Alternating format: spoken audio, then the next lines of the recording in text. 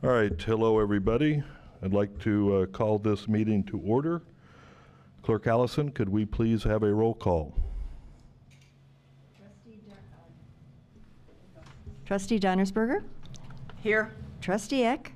Present. Trustee Farrell-Mayer? Here. Trustee Kennedy? Here. Trustee Metz? Here. Trustee O'Loughlin? And Here. Mayor Hinshaw's here. Here. So, full house Could all tonight. please rise for the Pledge of Allegiance?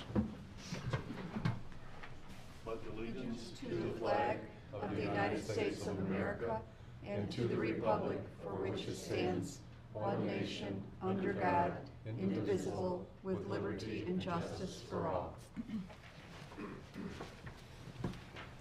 All right, hello again. I'd like to welcome everybody to this meeting. I want everybody to know that we are recording this meeting. We are broadcasting on Comcast Channel 6, only in Indian Head Park, YouTube, and then we record these meetings and they get posted on the website. If you are going to speak in public comments, if you could come to the podium. We all try to talk into the microphone because anybody listening to the recording later, it helps, especially for audience members, to be at the podium in the microphone. All right, first item on the agenda is the mayor's report, and we have agendas up here. Hopefully everybody has one. If not, you can come up and get one. The first item is a Wolf Road update. A couple days ago on April 7th, there was a public meeting for the community members to come and see the Wolf Road alternatives and ask questions.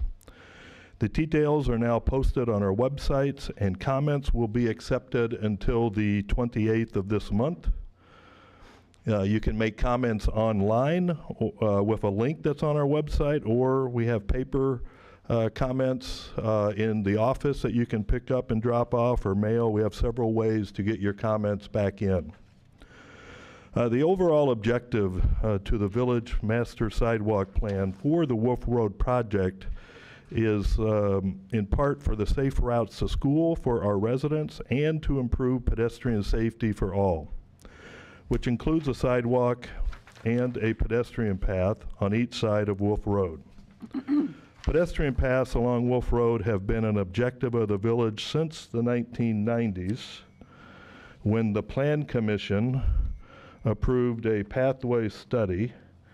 And I have a copy of that, and it's so old that it's done with a typewriter. We all remember those. To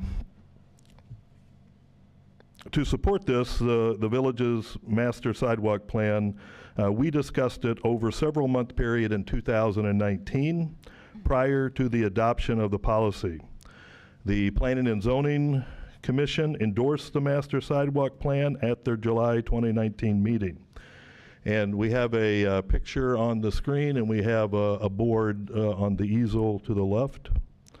The village board adopted the plan unanimously at the July 2019 meeting. The Economic Development Committee agreed that sidewalks on Wolf Road would be good for economic development at their September 2019 meeting. In a recent community survey, 71% of the residents would like the village to support efforts by Cook County to build bicycle infrastructure and sidewalks along Wolf Road. Two agencies, both CMAP, the Chicago Metropolitan Agency for Planning, and the Cook County Department of Transportation and Highways, have recently released multi-year plans with sidewalks and bike paths being heavily emphasized. Pedestrian fatalities in Illinois during the first 6 months of 2019, 2020, and 21 have increased more than 11% since 2019, as per the Governor's Highway Safety Association. It is our continuing goal to be transparent with this board. That's why at every meeting since June 2019, the Master Sidewalk Plan has been discussed, or I have provided an update in the mayor's report. It's important to remember that the entirety of Wolf Road is within the jurisdiction of Cook County. Cook County is including the village as a partner in our decision-making process, along with the other communities and residents in the area. As part of any engineering study, options have to be addressed that follow the Illinois Department of Transportation guidelines. Peak traffic counts on Wolf Road do meet the criteria for 5 lanes, but at the lowest possible threshold. Based on the fact that the project area of Wolf Road is essentially built out, I do not see the need for Wolf Road to be 5 lanes ever. What I do see is the need for better turn lanes, improved pedestrian safety on both sides of Wolf Road, and stormwater management. There are options available to complete our objective of safe routes to school and overall pedestrian safety, and over the next few months, we will be addressing these options to come up with community-based process. We will work with the county to achieve this goal. Lastly, we have scheduled an open house with the village engineer for Tuesday the 26th at 6 o'clock. This was just done today, so this has not been published anywhere, and I think Lisa will be working to get this put out on our website and social media. We will have a short presentation and we'll be able to answer some questions and of course accept your comments. So again, that's Tuesday the 26th at 6 o'clock. All right, the next item is the Village Sidewalk Master Plan. There are 4 main areas. Acacia Drive, the northern half of Acacia Drive Sidewalk will be starting soon and will be completed this year. There will be a new sidewalk connecting from Acacia Drive to Black Hawk Park added this summer. On Plainfield Road and Wolf Road, both are county roads. I've discussed Wolf Road, and both are in a Phase 1 study. And again, a reminder, residents have until April 28th to make comments about Wolf Road. Joliet Road, the board had approved a task order last month at the March meeting to begin Phase 1 of Joliet Road, and we'll need state approval to begin that process. The Acacia Drive update is the northern section of Acacia Drive work has started with the stormwater culverts. The landscaping and finishing touches will be completed after all the road work is completed, and this board has committed to make sure Acacia Drive looks good when completed. And lastly, the 294 Tollway update. The southern half of the sound wall between Joliet Road and Plainfield Road, so closer to Joliet Road, that will be removed and reconstructed this summer. And overall, the 294 project will continue until 2025. So that is the mayor's report. We're at public comments. If anybody would like to make a public comment, again, please come to the podium. And if you could please state your name and address, that would be great. Hi, my name is Rosemary Mazzola. I live at 6460 Pontiac. Hey, Rosemary, Drive. would you mind pulling the microphone down? Sure. Good enough? Rita asked me to come tonight. She thought the Heritage Center was going to be on the agenda, but it isn't, and I'm here, so I'm going to do it anyway. I'm here today to discuss the property that is located at 6250 Wolf Road. The property and house are owned by the village. They were acquired in 2001 through a state grant we received to create a community center. The house was built in 1888 and is surrounded by almost an acre of land. It's one of the oldest homes in Indian Head Park. If you were to take the time on any Saturday and Sunday, you could walk or drive over to 6250 Wolf Road, where you might be surprised to find inside this historic 134-year-old building hundreds, maybe even thousands of books. That's because this little house is the home of the Indian Head Park Heritage Center Library. And if you were to stop by, you could check out any books you want for free. It's very quaint, it's a great place to meet your neighbors, and it's our little library, and I like going there. The village still owns 6250 Wolf Road, and it is now in need of repair. The recent inspection in February of this year found 20-plus-year-old furnace, outdated electric outlets, poor lighting, stealing water damage, necessary mold remediation, and cellar foundation cracks, among other things, but not surprising for a historic building of its age. The village has made improvements over the years, like a new roof, new windows, new siding, a parking lot, and most recently a new walking path and new signage. But there is also need for updates inside the house, like new bookshelving, new paints, a new updated bathroom, ADA compliances, new furniture, and of course, Wi-Fi. The facility study is in the works.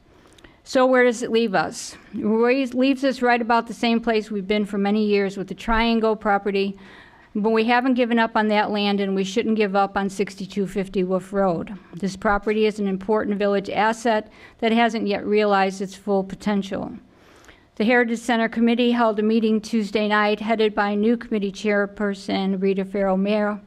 One of the possibilities suggested at that meeting was from former trustee Ann Burmere to convert an area of the house into a village museum, a place to archive and preserve our village history where residents can come and view documents and learn the history of Indian Head Park. This is not a new idea. In fact, Ann had suggested this a very long time ago. When I first moved here 5 years ago, I went to 6250 Wolf Road because I thought it was a museum where I could find information about my new home in Indian Head Park. I was disappointed at first when I found out it wasn't a museum, but then came to love the little library I found there instead and began volunteering. So where is our history? Some of it may be sitting in our public works building or stored in residents' basements or crawl spaces. I am aware of some documents that are in the care of the Flag Creek Heritage Center. These items could be gathered and consolidated to one location, the Indian Head Park Heritage Center, where they could be viewed by residents. We have many library volunteers, and maybe there are other residents interested in creating a better use for the house that would coincide with our current library. It would be great if residents could take a minute to stop by, especially if you've never been there.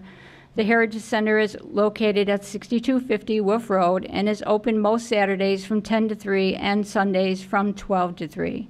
And of course, we still have to fix the house. If the facility study says it's worth saving, we're going to need some money. Tonight's budget shows a line item under Capital Improvement Fund to the Heritage Center for $50,000. It's a great start, but probably not enough money to complete everything I've reported here today. To make the necessary improvements that would make it a true community center, as it was intended to be, may take up to twice that amount. Since 2001, the village has probably spent less than $100,000 in repairs and updates. That's an estimate. For over 21 years, this house has been part of our community. The time has come to reinvest in this little-known village asset and start dreaming big. The possibilities are endless, and we just need to make them happen. Done. Thank you, Rosemary.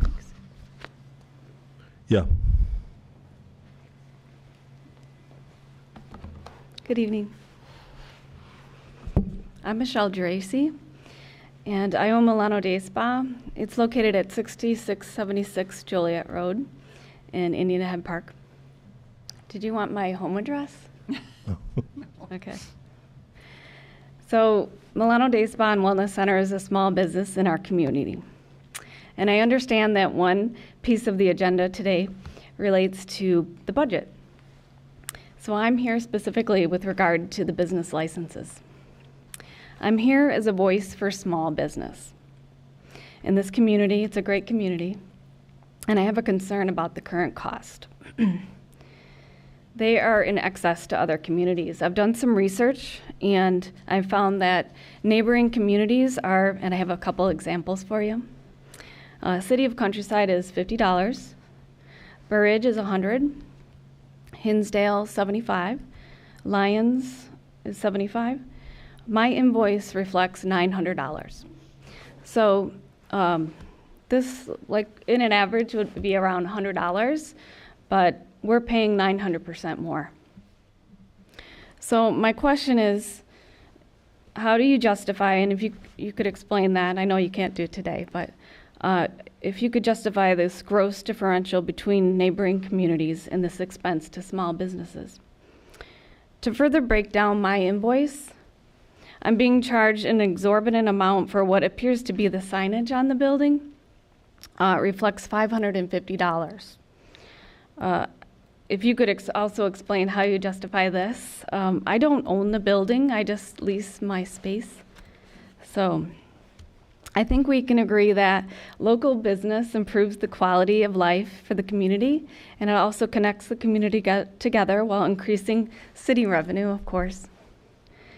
But if this quality of life and community will be impacted if small businesses have to leave or close. So every expense matters to us. Believe me, they add up. It's been especially difficult the last 2 years. It's been tough. And no expenses went away even during the times when we were shut down. And that was shut down completely. It's been especially difficult, in a pandemic. Who thought we would be here still to this day? Every expense that we have matters, and these expenses could make or break us. This is your community, and you want businesses here. We want to be here for this great community. I've been in business for 6.5 years now, and I'm especially grateful for all the community that visits our establishment. But this is an exorbitant amount to be in business for you. And what we'd also like to know is, what are you doing for us in return? I'm not aware of any type of opportunities through the city for advertising or promoting the small businesses. It's really important that we, have that for everyone in the community. Just as an example, Countryside has like a parade. They do like pub crawls. They do, various little events just to kind of get the word out about these small businesses. And Burridge does the same little type of things, just to get some traffic, and some website promotions as well. So my ask is if you could look into the business license fee and for it to be commensurate with our neighboring communities. And my hope is that we can be in this together and ensure the success of this village and the small businesses within it. So I really thank you for your time and opportunity to speak here. And anything that you could do to help us would be greatly appreciated. Thanks again for the opportunity. Thank you, Michelle. Anybody else? There is another opportunity at the end of the meeting, but anybody else? I don't see anybody. Okay, we will move. Oh, sorry, Andy. Andy gets emails that are sent in before 4:30. Is that right, Andy? Yes, that is correct. All right, so I just have one comment from resident Dale Holmquist. The comment is, I am concerned about this new business, referring to Smoke and Talk Tobacco, its health implications for IHP and the poor image it projects. Its signage is oversized, it has a red graphic, and has rope lights. I've never heard this business being discussed at any village meeting, nor have others I've spoken to. How is this approved? How is this a fit for the village? It's unhealthy and tacky. I encourage you all to read one of the hundreds of studies about the dangers of tobacco and vaping aerosols on the lungs and brains of those who vape, especially our youth. Please address the following concerns. Is there an age requirement to enter an ID check? Business hours? What's to prevent someone from bringing in their own weed or illegal substances? It's a perfect setup for drug dealers to meet clients. This business could easily become a hookah lounge. I'm very concerned about the negative impact this business will have on other businesses, our village, and our family-friendly image. Please share your thoughts in a public forum about allowing this business. Thank you. Thank you, Andy. Any others? That's it? Yeah. Okay, one more opportunity for anybody? Okay, we will go on to the consent agenda. I'll make a motion to approve the consent agenda as established. A second. Thank you, Brenda and Sean. John, anything to point out? The McCook Library agreement, I think Brenda would like to. Yeah, Brenda, can you tell us about that? Because that's a fantastic thing. The McCook Library? Yes, we have an intergovernmental agreement with McCook Library, and it just expired, and they are going to be renewing it for us again. And so it's an annual renewal, and it's $100 a year, and you can use it at any of the libraries within the system, and all you have to do is go over to McCook Library and sign up for it. And there's like 77 libraries? I think there's a few more than that. In the SWAN system, Yes. right, which is the suburban library network. So because we don't have a library, that's a way for Indian Head Park residents to get that. Chris, would you like, or Maureen? I just have a question. Do we know how many people use that? I think it's a great opportunity for our residents, but it's just out of curiosity. I do not. I do not. So no, we do not have. No, John, is that something maybe you could ask them and see? Thank you for making a note. Financial report, Maureen? You don't need Okay. At the end of February, cash on hand was $3 million. It was a strong month of revenues with $930,000. Warrants for the month were $537,000. Two of note was $94,000 for a new vehicle and $81,000 to Strand for engineering services. Ending cash balance at March 31st was $3.4 million. Thank you, Maureen. Any questions or comments from the board about the consent agenda items? I don't see any. Clerk Allison, could we have a roll call vote, please? Trustee O'Loughlin. Aye. Trustee Kennedy. Aye. Trustee Metz. Aye. Trustee Farrell Mayer. Aye. Trustee Eck. Aye. And Trustee Donnersberg. Aye. Thank you. It's passed. All right, that's been approved. Thank you. All right, we're on to new business, and the first item up is the discussion from the town hall meeting. Again, as a reminder, this was the meeting that was held on the 7th, a week ago. And this was town hall where we had the Cook County representatives, we had village staff, and we had our village engineer here. And we are not voting or approving anything tonight, and we really don't have a timetable whether we'll do that in a month or 2 months. At some point, though, I think we would want to provide our feedback to the county as a board. And again, a reminder that there is the meeting that John just scheduled today that is the 26th, Tuesday the 26th at 6 p.m. here in this room. So another opportunity to talk about the Wolf Road project. Anybody on the board want to make comments about the meeting? Yeah, I have a couple questions and comments. Now that the Phase 1 has been initially discussed, there are monthly minute meetings that the people have been working on for over a year. Are those now generally available to the public? They will be, yes. Pretty much anything that we have is now open, so I will be putting them on the website, or have them put on the website. And Eileen asked John and I about that, and I think the comment was that you would be working on them this week. And the goal is to get everything Wolf Road that had been in draft before, now is public, so yes. Also mentioned our stakeholders in regards to people that are impacted by the Wolf Road project, were the condo associations of Acacia, Indian Woods, Flag Creek, Indian Ridge, and Ashbrook consulted as a stakeholder in this process. They should have gotten letters from the engineer. Pretty much anybody within the corridor should have been contacted. And I will verify the condos and especially in Flag Creek. So can I do a follow-up on that?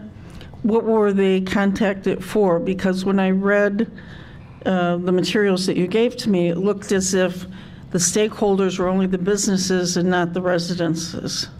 And the businesses were contacted for their input, and it appeared their concerns, whereas I didn't see any residences that were contacted. I did get the distribution list. I don't recall specifically who was on it, but my belief is that the HOAs were contacted. The homeowners associations. I will verify and I'll get you that list. And that list will be made public, Yep. right? And I remember it being a 6-page list of anybody with an address along Wolf Road, and I don't know how far back, if they went back any, but anybody on Wolf Road. Yeah, could you verify that? Because I did not see that in any of the materials. Or, are you done, Char? Yeah. Well, for Ashbrook, I don't recall receiving anything on that. Also related to Ashbrook, included on the map is removal of the sidewalk that now exists along Ashbrook and has been the only sidewalk along Wolf Road between Plainfield and Joliet Road, and do not understand why the county is suggesting that it be removed and another one be placed closer to Wolf Road. I don't have that answer exactly why. I do know the county is concerned about having a straight connection for people that are impaired. So rather than have a sidewalk go down, you know, a jag, they like them to be straight. So from one intersection through a road straight across to the other side. So I'm not sure why, other than that they were taking that out. Sounds like a great question that we can ask on the 26th. Speaking of encumbered people, there are several residents in the cemetery on the southeast corner of Joliet Road and Wolf that will not be using the sidewalk at all, and I wonder why we might have a sidewalk there, particularly because in order to make one, we've got to widen Wolf Road at that point going west, which will then require taking up to 25 feet of space in the triangle and the space that used to be called the dome. It sounds like another good question for the 26th. I believe that they, being the county and engineer, wanted a sidewalk or pedestrian path on both sides all the way down. As a matter of practicality, it is extremely difficult to move a cemetery or bodies in a cemetery. And they don't use the sidewalk. Well, but the golf course... And you can quote me on that. The golf course is right there, right? So somebody wanting to play golf or hit golf balls on the driving range, a sidewalk there would be helpful to get to the golf course. You're talking about the golf course in Countryside?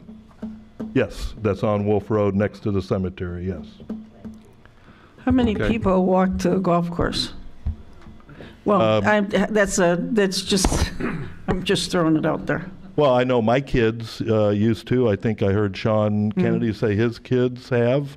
I know people have walked from the golf course to Driftwood. I've seen them doing that, and I've seen vice versa. So we don't have counts of pedestrians as far as I know. Okay. Well, we also don't have sidewalks, so it's not real easy to walk right now. When we do have sidewalks, okay, I'm sure and they'll so be I used have a some lot. comments too. I get it, you know, the sidewalks are going to go in, the road is going to be improved. I just worry about how much of the community was considered when the group was designing this. So for instance, I really have a concern about who was contacted with the stakeholders, because those people who live along Wolf Road have put money and love and time and effort into their homes. And yeah, they bought along Wolf Road, but I don't think one of them thought that their sidewalks were going to be right up against their patios. And I think we need to take that into consideration when we're looking at it. Are there other ways to do this road without infringing upon people's privacy and the value of their homes? I know I'm not going to be impacted in that way, but plenty of our neighbors are, and as a representative of those people, I think we need to be concerned about that. The other thing, and I know I'm going to sound like a broken record, but I want to ensure that the character of our village is maintained, and the character of our village is this quaint country-like setting. We take down all the trees and vegetation, which is going to happen when we do this road. What are we going to replace them with? The county will replace all the trees over 4 inches in diameter, maybe, in my opinion, because we all know the county and they don't have a lot of money, or we have a lot of trees. Even if the trees are replaced, that's not going to make the corridor look the same. So we really need to consider and plan for what it's going to look like. And planning means, contacting, I don't know who, nurseries or whoever does landscaping, and working with them and determining how much money so we can set it aside over the years. We've begun to do that, but we don't know if it's going to be enough, so we need to take a look at it. And the third thing I'm worried about is the traffic. As they said in that movie, build it and they will come.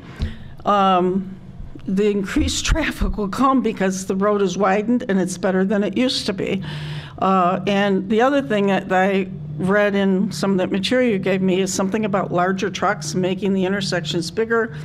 WB 65, I'm not even sure what that is, but it sounds like a 65-foot truck. Do we want 65-foot trucks coming down Wolf Road? You know, I mean, we need to think about that and plan for it.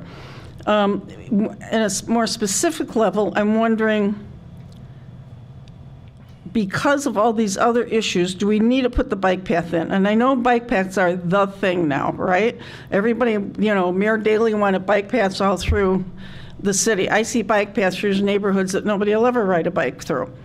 So we need to consider not just whether or not we want the bike path because now we're modern, but we need to consider the impact of the homes. Can it fit? Is there another way to do it? Can we do a lane down the road instead of a separate 10-foot path, which takes up a whole heck of a lot of space? Those are the things I'm worried about, and those are the things I'd like to make sure that we as a body here look at and think about as we move forward. And especially the first two are more important to me, the residents that are being affected by it and how the community looks. So I guess you're not going to answer this here, but next week I hope that the Cook County and the consultant will have some answers for us. Right. This is all a discussion. These are good questions. Our board has approved one of our major goals being putting money aside to landscape Wolf Road when the road is rebuilt, to lessen the impact on our residents, to make things more attractive and keep our country look, whatever that might be. But this is all the process. This is all a part of it. There's options that have been given, and everybody's giving their opinions, and so this is good. This is what we want to do. Right. And I understand it's a process, but I think we have to keep reminding ourselves in that process what's important to us. Well, I think we do. And that's, I'm going to do that until I think we do all the time. Yes. All right. And just to add to what both Eileen and Chris said, every year the village board tries to set major goals for the year. They don't have to be monetary, but often they are. And one of the goals we talked about was saving approximately $80,000 for Wolf Road improvements. We had as one of the potential goals up to $1 million. I don't think any of us thought we could save $1 million this year, but we did talk about maybe a third. I know one board member suggested that. So what we did was approved a couple other projects, and then what was left, we said we would save toward this. And what would that be? We didn't define that yet, other than trying to put money aside for landscaping. We briefly talked about the possibility of a fence, and no way did we approve that, but we talked about options. And I think landscaping was the main one I think we would all agree on. But that was something that this board did. So I just wanted to add that to the discussion. Other thoughts or comments? Well, one of the things that I want to bring up is that, and I think it's important because I don't think this has happened along the Tollway, and that, because yes, I live on Keokuk, we have the frontage road, but if you go down there right now, it looks like garbage, and that they have removed so much vegetation down there. They have torn up the parks. They torn up as far as the frontage road, and I can only speak for where I live because I can't see going further south because a lot of the people's property backs up to the Tollway, but have we done anything as far as setting aside as far as this goes? And I know John was supposed to be talking to the Tollway, but it's not just the Tollway. It was Metropolitan Water just came down and tore up a bunch more of the vegetation down there. So people in the neighborhood there is becoming very agitated on how the environment looks right now.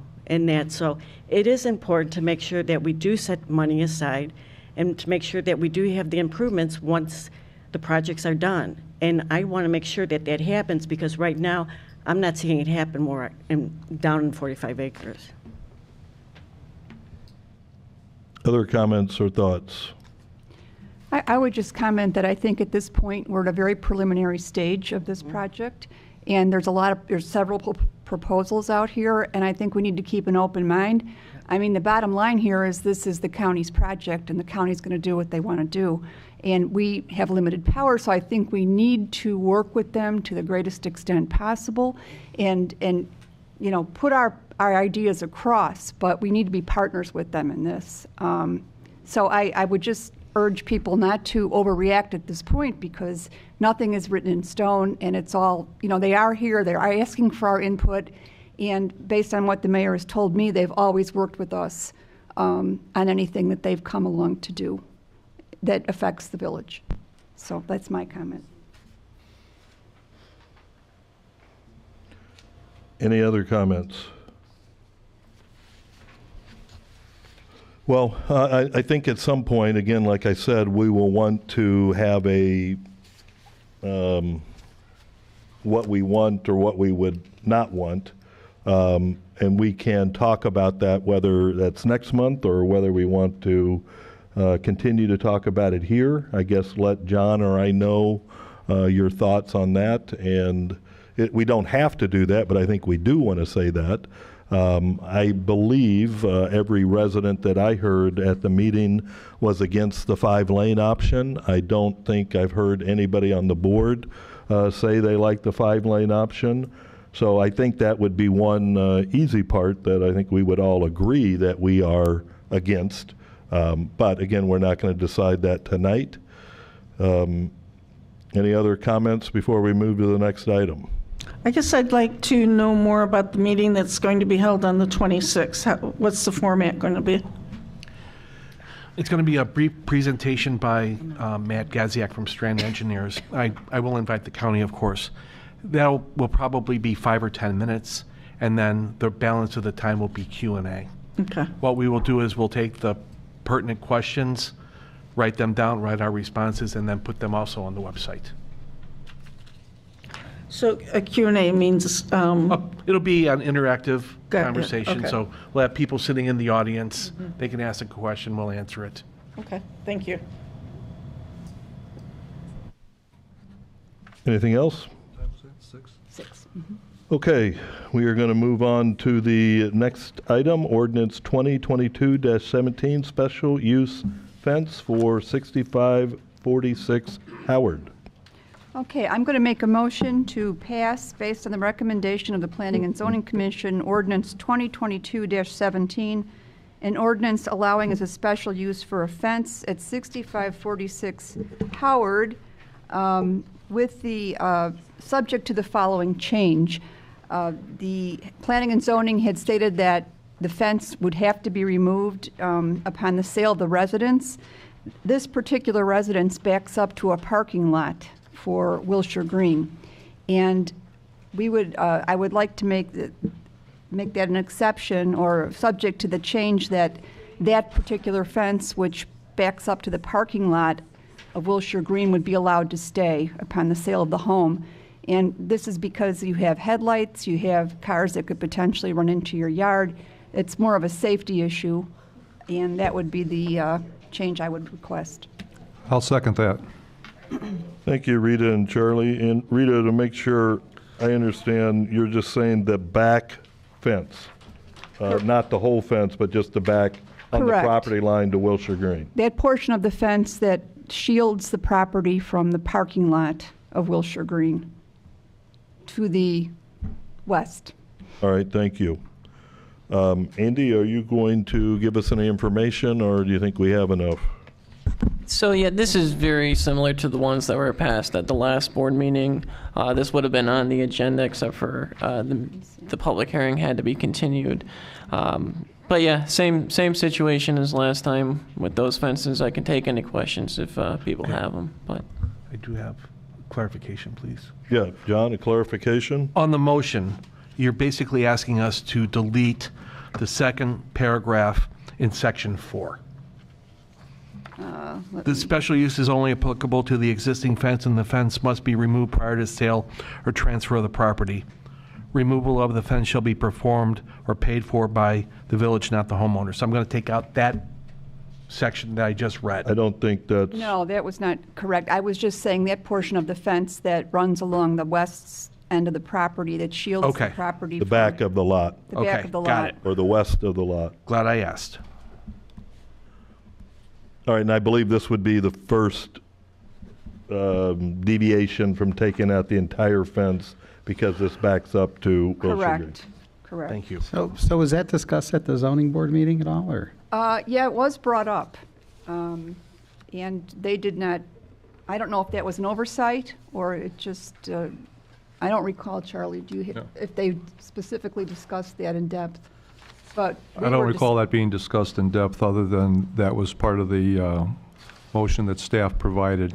So the removal question just went, but the fence itself was discussed in depth, in length. So is a homeowner asking for that, or where did that come from, Rita? I believe it was brought up during the zoning meeting that it was backed up. The homeowner was not at the meeting. So it was something that I believe the board discussed, and Trustee Eck and I discussed as well. Because it is kind of a special circumstance here. But the homeowner didn't ask for it? I guess I'm just trying to figure out where it originated and why it wasn't voted on at zoning. The homeowner didn't ask for any of it to be removed.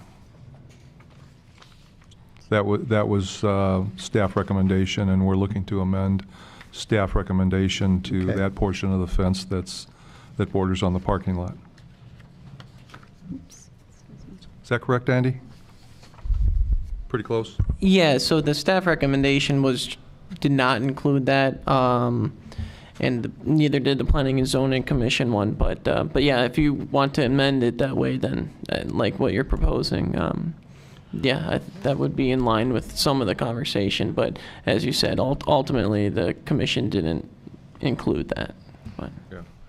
Did we have any lots with fences that back up to the Brookside Plaza? No, because those are allowed already. They don't need I mean, those are all there already and Okay. allowed. So. Thank you. Or, residences with fences that back up to Joliet Road too, as well. So it's kind of the same idea. Yeah, I think Joliet, that's because it's a commercial district. Correct. Residential abutting commercial fences are allowed.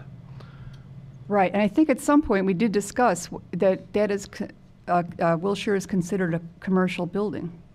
That did come up. I've at the always meeting. considered it to be a residential building. It may be taxed. It's actually taxed as a condominium. So we consider it to be for this purpose, a residence.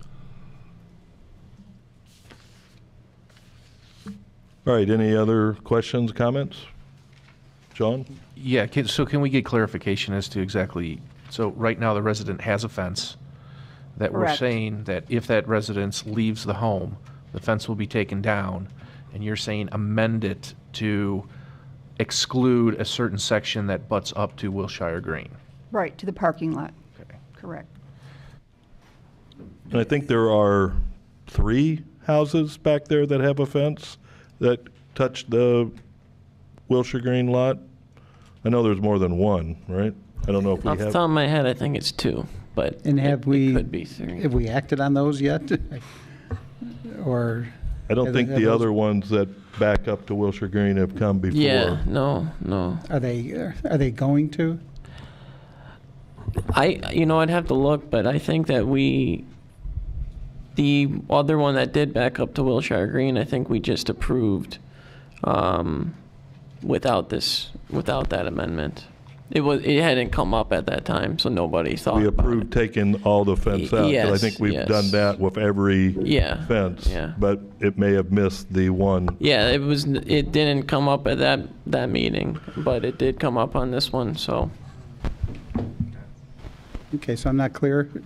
So the other ones will come down when they sell the property? Yeah, so the other ones were then when they sell or the property's transferred, the entire fence will be removed at the expense of the village. That was what was approved for the other one that backs up. But we're proposing that we leave this one that's on the agenda tonight. Just a portion. That's the motion, correct. I see, okay. I don't think the issue had come up prior to this particular residence. But it was raised at the Planning and Zoning Commission. Yeah, another option to screen out Wilshire, I guess. You know, they could plant greenery there. They could shrubbery, evergreens. It doesn't have to be a fence that separates them from Wilshire. Because I'm not in favor of keeping the fence. This fence existed when we annexed this portion of the village, Robert Bartlett, and so it pre-exists being part of Indian Head Park. Right, but we're removing other fences when they sell the properties. So I guess what difference does it make once that, we're not telling them they have to take it down now. We're saying just we will take it down when the property changes hands. So I'm against a special exception here. And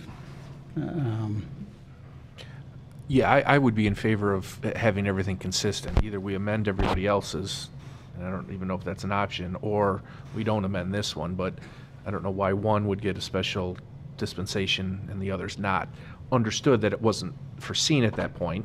I understand why it happened, but I don't know. My feeling is everything should be consistent. Can I ask, I think there's a house with a fence that backs up to Acacia. Is that different because it's on a parking lot, or what would your thinking be there? I think the parking lot is more of a, and it was raised again at the meeting about headlights being shown in your backyard, or the possibility of a car, shooting over the parking spot, more of a safety issue than anything else. And Wilshire Green has been specifically identified as commercial in the July 2020 meeting at 1 hour and 4 minutes. That question was asked, and staff responded that it was considered commercial. All right, so Rita, it sounds like the ones to Acacia may not follow the same because it's more of like a backyard. Right. Okay.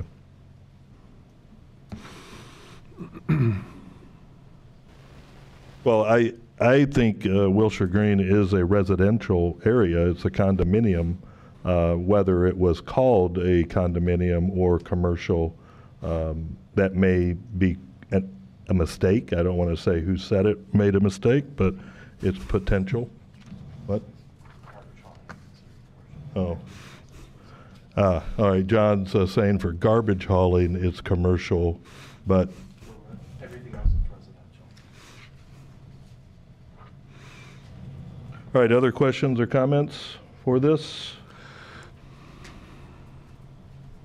I don't hear any others. Clerk Allison, could we have a roll call vote, please? Yes, sir. Trustee Farrell-Mayer. Aye. Trustee Eck. Aye. Trustee Dorgesberger. Aye. Trustee Kennedy. No. Trustee Metz. no. Trustee O'Loughlin. No. Mayor Henshaw. No. No to the modified amendment, motion, excuse me. So, That did not pass. we can bring it back again as presented, is that correct? No? That was the motion on the table. Okay. Approve it subject to that condition. All right, so that failed. So, that's it? I mean, can we bring it back?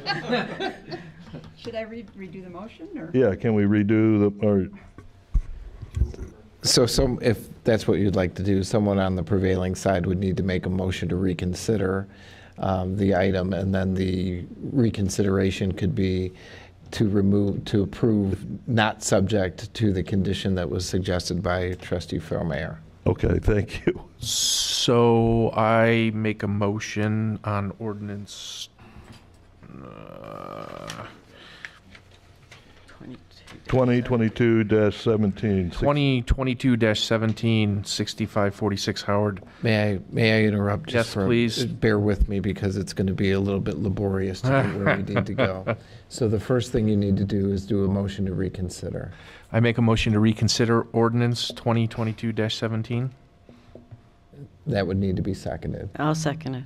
Thank you, Sean and Brenda, and keep going with your laborious. That would require a vote, yes. And that's a voice vote or a roll call? Let's do a voice vote, please. All in favor say aye. Aye. All opposed say nay. All right, that's been approved. So that has now been reconsidered and is back on the table. So someone would need to make a motion to approve, because we always do motions in the affirmative. So motion to approve either as is or subject to, but that's at your pleasure. So I would like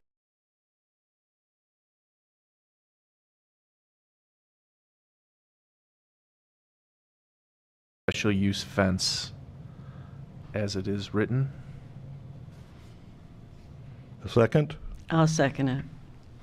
Thank you. And that would require a roll call. And that was not that laborious or whatever word, arduous, whatever word. Well, thank you. But thank you for getting us to that point.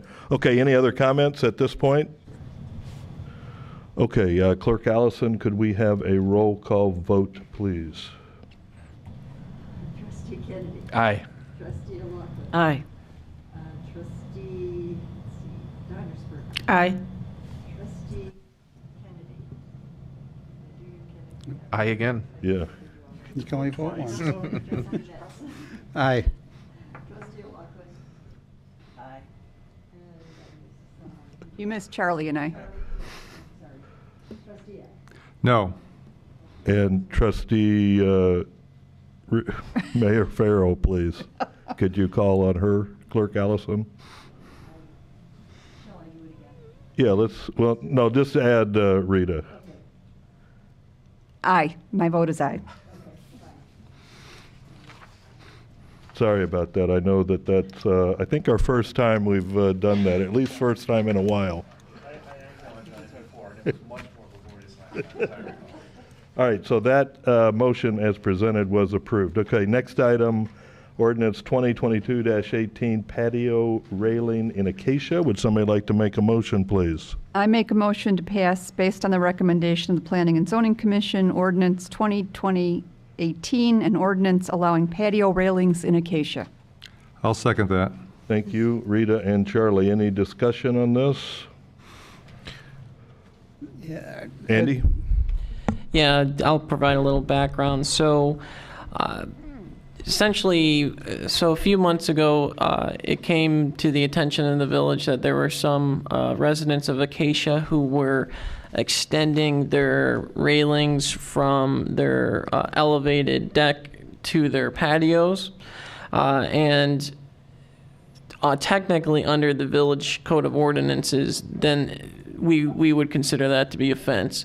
Now, the Acacia Association was considering it to be more so railings, since a lot of their patios are slightly elevated.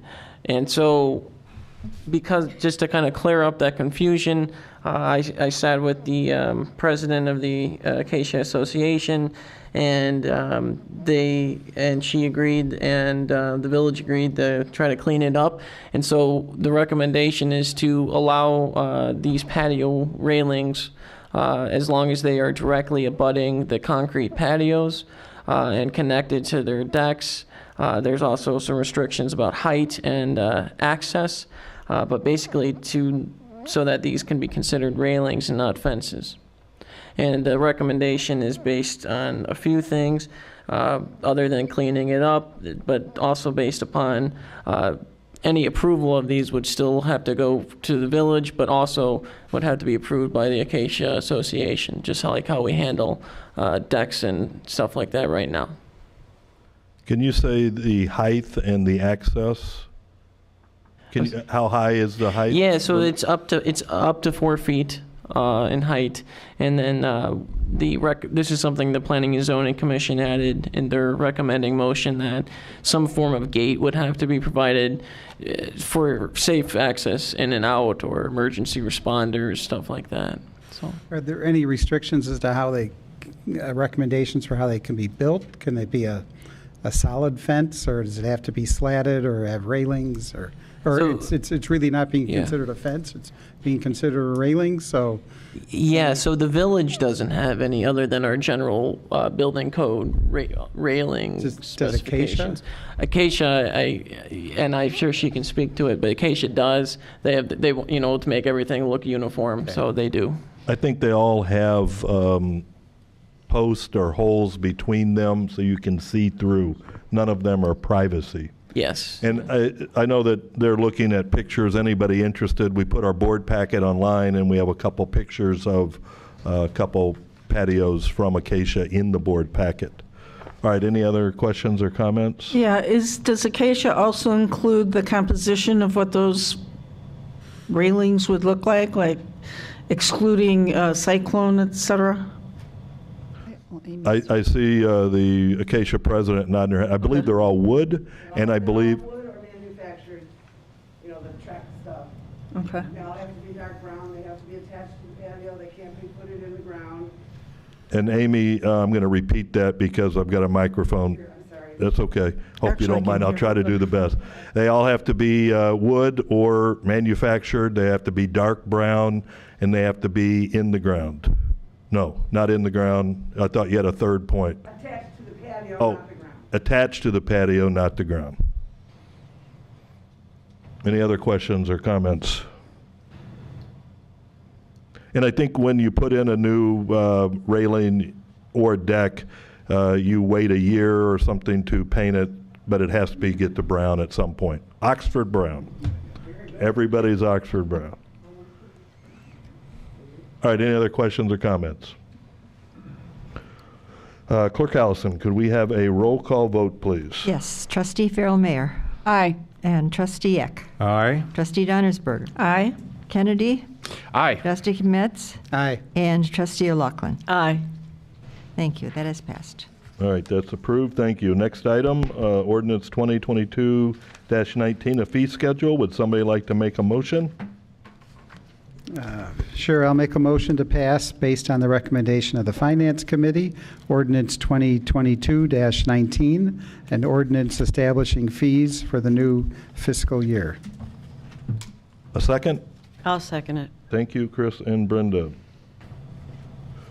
Is this John or Andy to help us out? Andy? Andy's got fees and John's going to do water. Okay. Yeah, John's got the water fees. So two of the biggest recommended changes from the Finance Committee from this budget preparation season have been, first, in regards to building fees, to reduce some of the residential fees, and also to remove from the code some redundant fees that, if it's a long, each fee has its own kind of story. Some fees we haven't even charged because it'd be kind of doubling up, because in the code we already have a actual expenses line for when our consultant does like a plan review or something like that. So we don't need those fees in there anyways. And if we were to ever change the way that we did handle plan reviews and what like that, we would need a whole new fee schedule anyways. So the recommendation was to remove some of the redundant fees, to clean it up, and also to reduce some of the residential fees to make it a little bit more affordable. And then the other big change recommended by the committee was to adopt a sliding scale for vehicle sticker late fees. And the idea behind this is, well, for one, just to be a bit more accommodating to those who may be a little bit late. But the other idea is that by having a sliding scale for late fees, to hopefully incentivize people who might just be a month or two late to come in and buy the sticker instead of trying to hide their vehicles in their garage or something like that. So those were the big ones that were recommended by the Finance Committee. I have a question. The speaker who was second on there was talking about fees for small businesses, and the largest portion of that was in regards to signage. How does that compare with other communities? Because we had looked at the basic fees for business licenses, but we didn't talk about the signage fee at Finance Committee. So from the research that village staff has done, most municipalities do not have a signage fee. I believe Westchester does, but most of the municipalities around us do not. Would the chairman consider something in regards to signage fees? Or the person who made the motion? No, it's something that makes our town different from other towns is our lack of retail. We don't have much. Other towns have a much larger retail base. They get a lot of retail sales tax revenue. We don't. And as a result, we end up with some higher fees than other towns might to cover our services. And so, no, I'm not interested in changing anything. Thank you. Andy, can you tell me where the signage fees are on this? Are they part of this? Page 11. Sorry. Yeah, I believe, let me see.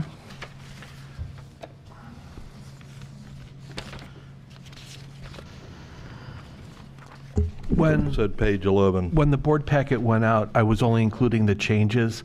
I did a supplemental email to the board with the entire fee structure, and signs was not being amended at all. So it was a supplemental email. Oh, okay.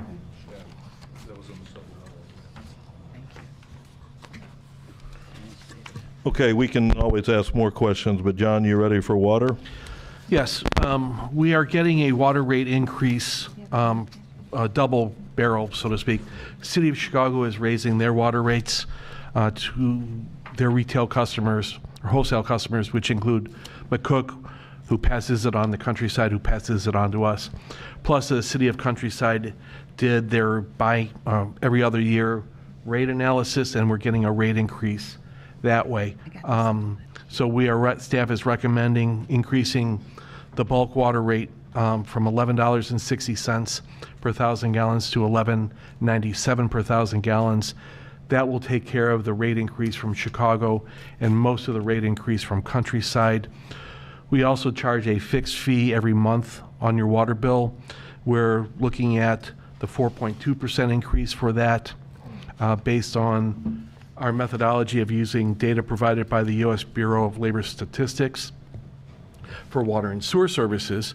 So you already have that link in your packet, but that's 4.2%. What all of this means is we're looking at about a $4.38 per month increase for a user of 3,500 gallons per month, which is a little bit more than what the average user in the village uses on a monthly basis, or it's about $52.50 a year. All of this will be in keeping with our goal to make the water system whole so we can afford to do capital projects on an ongoing basis. I'm not happy with our water rates. Staff is looking at other sources of water, but this is several years down the road. I had conversation yesterday with the village of Burr Ridge about utilizing their water services, so it's something staff is looking at now. When you say the increase covers most of the Countryside increase? That's the per gallon charge. Then the other costs we can absorb in the monthly fixed fee charge, which mostly goes for capital work. Okay. Any other questions or comments about the water fees or any of the other fees?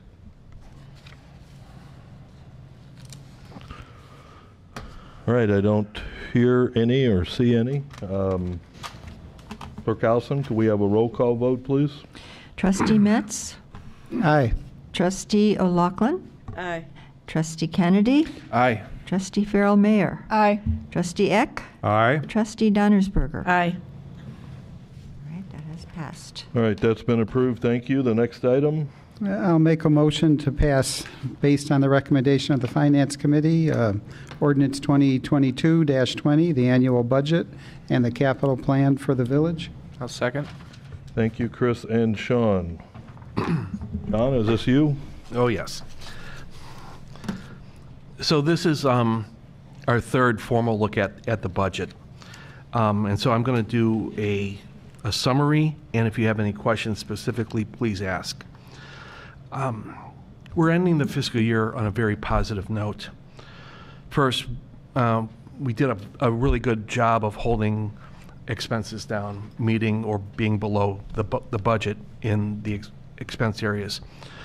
We've also done very well financially in terms of revenue. So we're going to leave the fiscal year, we're going to carry over about $480,000 from the current year to the new year, and that's going to add to our bottom line for the start of the new year.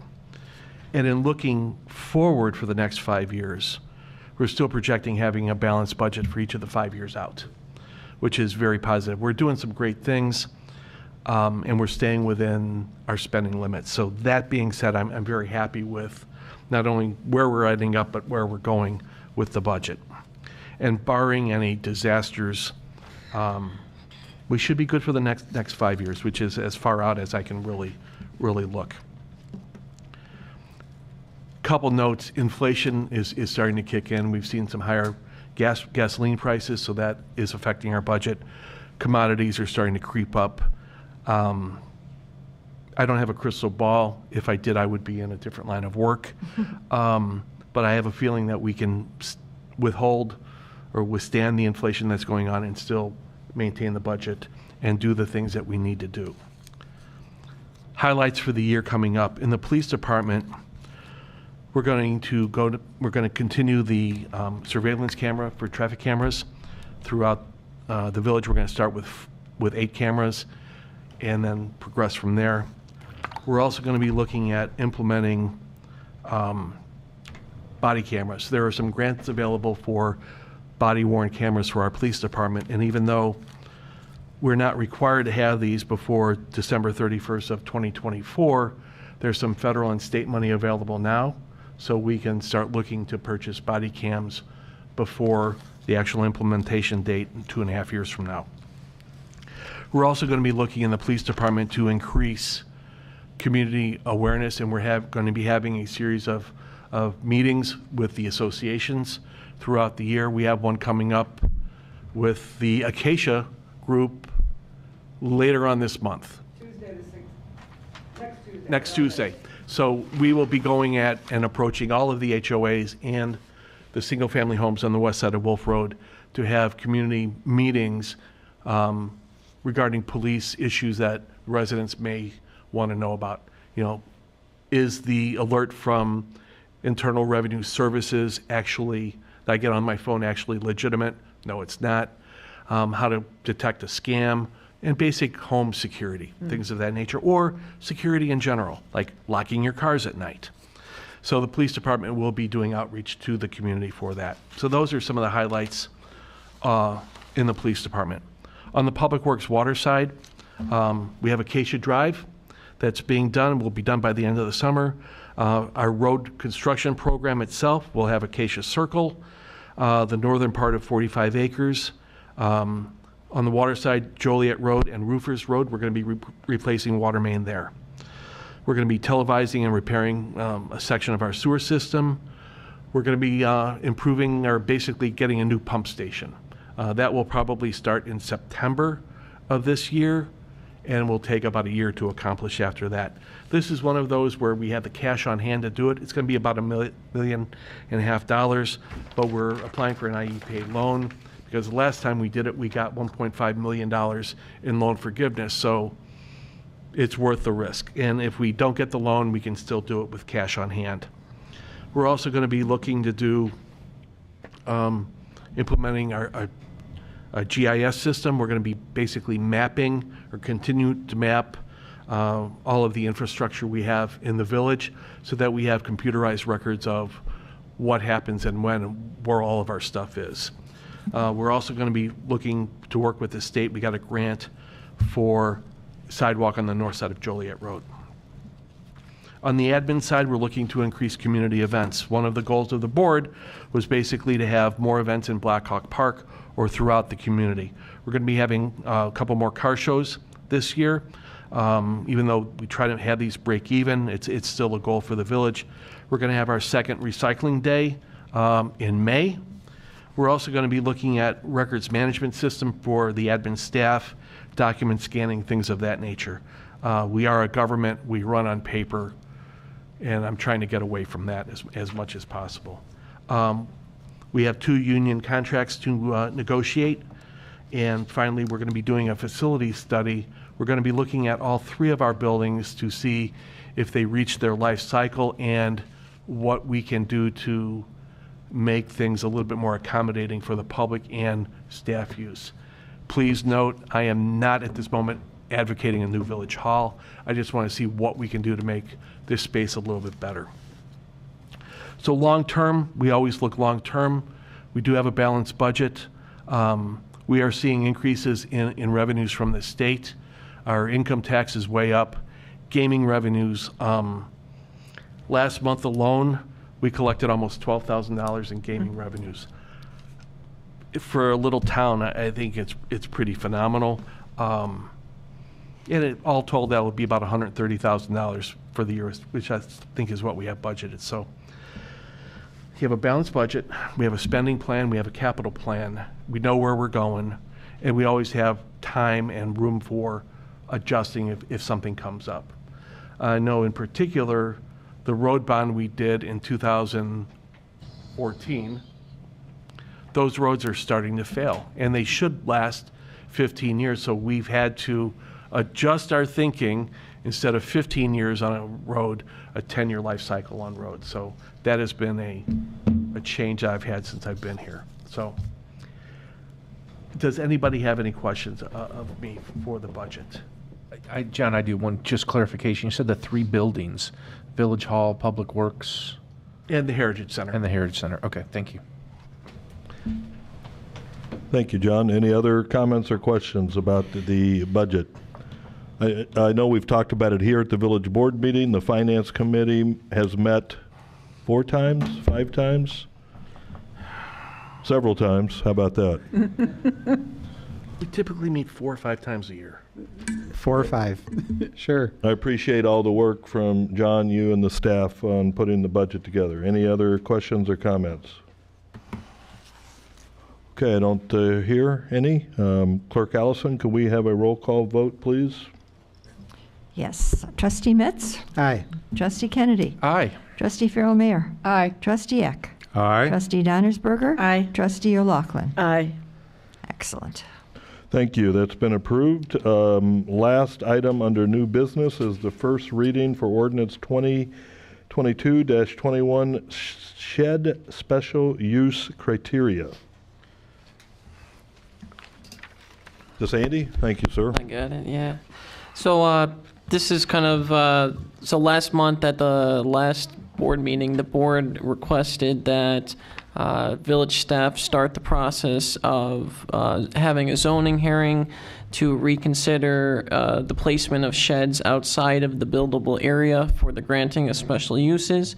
So we put it in the paper and posted the notifications, and we had a zoning hearing at the last Planning and Zoning Commission meeting. And one of the ordinances reviewed was this one, the recommendation of staff, and ultimately the recommendation of the majority of the Planning and Zoning Commission was to remove the requirement that sheds must be placed in the buildable area when granting a special use, and to add a requirement that sheds must be placed at least 10 feet from a side or rear lot line. This is the current requirement that we have for pools. And we also wanted to add a requirement that the sheds must be placed in a position that would not disturb the effective flow and drainage of stormwater. And if it did, it'd be a reason for relocation. Ultimately, the Planning and Zoning Commission voted 4-2 in favor with 1 abstention to recommend that the board adopt those recommendations. Andy, can you kind of explain the buildable area, what that sort of means from a high level? Yeah, so the buildable area is the area in which you are allowed to build a structure, whether it's your home or a detached structure in the case of a shed. It's the area that you're allowed to build it. And the idea is that this prevents you building a structure right up next to your neighbor's property. Also, in the case of our zoning code, it's to ensure kind of more of an open feel to the village as well. So we do have pretty stringent buildable area requirements, and that kind of led to an issue in which some of these special uses for sheds, they would like to place the shed either at the back of their lot or somewhere in their property, but the only area left within the buildable area would be right up next to their home. In some cases, like cases that were reviewed by the commission and the board, the only area left to place the shed was immediately in front of a window or a patio, something like that. So that kind of was the impetus for the reconsideration. And generally, a backyard setback is what, 35 feet? So there's a formula. It's 100 feet or 40% of the lot depth, of the average lot depth, whichever is less. All right, and would 35 feet be normal or typical, or? So, yeah, so say the lot's 100 feet deep, then it has to be 40 feet from the back is where you can start to build. That's the buildable area. Yeah. And then in the front, you know that formula? I can't remember the front. So these sheds are only allowed in the rear yard anyways. But we have a setback, yeah, I think it's 25 or 30 feet. And then on the sides, we have 10 It's on one? total, it has to be a total of 25 feet, and you can combine the two sides, but it has to equal 25 feet combined. So that's the buildable area, kind of the square in the middle of the lot. Yeah, essentially it's the square in the middle of the lot that you are allowed to build a structure on. And so we're saying with this that you could build outside that, not right up to the edge of the property line, but 10 feet in. Yes. And we also, I believe, had vegetation requirements. Yeah, and so this isn't changing any of the special use process other than the criteria would be slightly different. To get a shed, you'd still have to go through the special use process. You have to plant screening vegetation on 3 sides of it. You can't have electrical going to it. This would also add the requirement related to the stormwater drainage, but other than that, it wouldn't change any of the other criteria. Any questions or comments? Do we need a motion on that at this time? No, this is first reading. Thank you. And I think, Andy, part of the special use is the neighbors. Are the neighbors for this if you go around? And I think it's a factor, yeah. Planning and zoning, I think, talked about what do we do? Your 2 neighbors may approve it, but then they move and the new person comes in. Was there any summary to that discussion? Yeah, it was discussed. I think, there's different opinions about it. I would say the consensus was essentially it's something when you're looking to buy a home, if you don't like what your neighbor has or what their house looks like, then don't buy it. So you'd see the shed in the backyard, and if you don't like it, don't buy the lot. Yeah. As opposed to move in and then complain, right? Yeah. Yeah. All right, any other questions? This is the first reading. We plan to come back to the board if there's any changes to this or modifications. It'd be good to hear that now. I don't see any or hear any. Okay. We are moving on to the last section of the agenda, which is the reports. And I am going to start with Eileen. We go around the table for trustee reports. Thank you. The Economic Development Committee continues to work with the owner of the Indian Head Park Plaza buildings to improve the facade, which he's become more and more open to. So we're looking at financing for that. And it will include landscaping. it's becoming somewhat problematic getting, as far as I know, unless you've heard from Dunkin' Donuts. Have you, Andy or John? No. So they were a little skittish about moving in there because we're going to lose parking as the Wolf Road is expanded. So that might make it the dome area. That's the corner lot, right? Yeah. So that's my report. Thank you. Thank you. Sean? Nothing to report. Thank you. Chris?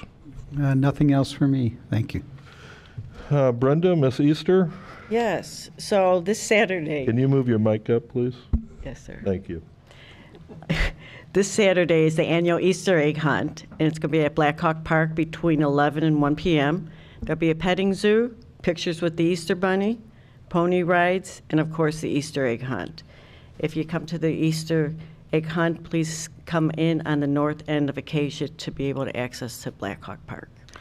Brenda, are we going to have any signs when people drive in that way that it says this way to the Easter egg? The police are going to be out there directing traffic.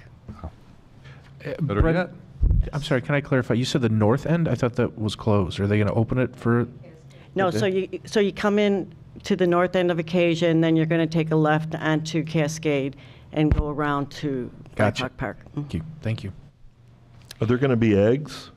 There's going to be maybe 3,000 eggs. Wow. And a prize for the ones with the golden egg. Are they plastic eggs or? Oh, okay. But I do want to make a comment because I know I went to movie night that Brenda also ran, and the Easter egg hunt has got to be a tremendous amount of work. So I just want to acknowledge the hard work that Brenda's putting in on all of these activities. Thank you. Thank you. If you want to get some eggs, you better get there early because those kids get out there and they go fast. Oh, do they really? Yes, instantly. I don't know if my little 2-year-old granddaughter can run that fast. They're used to. Are there still age groups? There's 4 different age groups. Run Yes. with other 2-year-olds, not 10-year-olds. Yeah. Yes. Oh, okay. There's 4 different age groups. And are we going to have an Easter bunny? We are going to have an Easter bunny, and you can have your picture taken with them if you like. Well, thank you. I think I will. You're welcome. And the next item that I would like to bring up is the Indian Head Park Garden Committee has partnership with Eagle Scout candidate Egan Payne from Troop 69 from Burr Ridge. And his goal is to install 20 raised garden beds for the village resident use. And you can see over on the screens a picture of the garden beds. The garden beds will be located behind the water department, right over here, and next to the tennis courts. To help fund this project, he is seeking community donations. Donations of any size is greatly appreciated. For the first year, in order for Egan to be able to reach his Eagle Scout goal, he's asking for the garden plots will cost $100 for the first year and will be awarded on a first-come, first-served basis. There also we have our gardener, Lisa Bujek, in the corner. If you have any questions or that, she can give you a community garden manual. So this is all the rules and regulations to be able to have one of the garden plots. And if you want to make any donations, you can also reach out to Lisa, and she will give you all the information, because there is like a little contract that you do have to sign for. Is the contract for a plot or a donation, or both?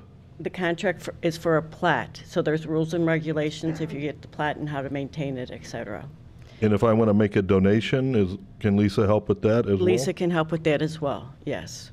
And the plan is that you can start planting on after Mother's Day.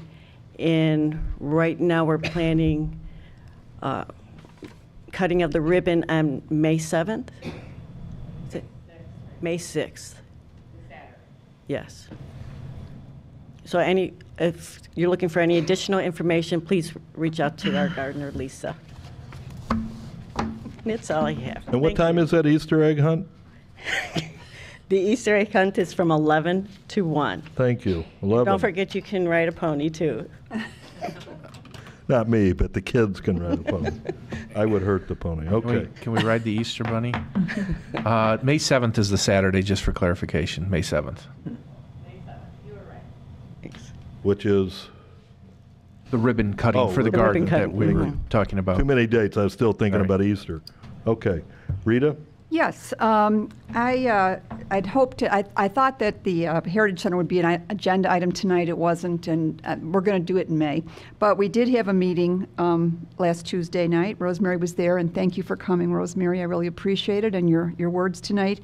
And as John mentioned, the Heritage Center is part of a facility review, and I'm going to come back to the board. We did go through the building back in February, John, Andy, myself, and the village inspector, and Gene Sutherland, and there are conditions there that would not be tolerated in any other village building in the interior. And so I'm going to detail that to the board, and the board's going to have to make a decision if we're going to go ahead and revamp or, bring this up to what it should be, a place the village can be proud of, and that we could get more people to use. And I'm hoping with the sidewalks going in, it could be used by a lot more people, because I think there's a great potential there, as Rosemary said. So I will be back next month. Thank you. I'm sorry if I dropped the ball on the agenda item, but, okay. Well, and thank you. I should have followed up as well, so listen, that's fine. We'll do it next month. Thank you. Charlie? No report, thank you. Thank you. Village clerk? No report. Village treasurer? No report. Thank you. Village attorney? No report. We'll be looking for a closed session later in the meeting. Thank you. Thank you, Pat. Village administrator? Your mic? I Please. take it from your comments earlier that most of you will be coming to the town hall meeting that we're going to have on the 26th. If that is the case, and please let me know, then I will post it as a special meeting. Just we want to stay on the right side of the Open Meetings Act and continue our high level of transparency. So that's all. Yeah, it sounds like you should, right? Let me know by Wednesday of next week. But I think it's more than two, and I think we have It more would than... be 3 or more attending, so it's a Okay. majority of a quorum. All right. That way you can talk to each other. Right, but nothing will be voted on. Correct. But you can talk to each other. No, but if there's going to be any discussion of public business out of an abundance of caution, I Yes. think it should be noticed as a special meeting. Okay, is that it, John? That's it. Assistant Village Administrator. Yeah, I have 2 things to report. I know I'll be mentioning this at every meeting until the time, but so we are going to have our second annual electronics and shred recycling event. It is scheduled for May 21st, which is a Saturday. It will be from 9 a.m. to 1 p.m. at the Public Works facility, which is located at 11308 70th Place.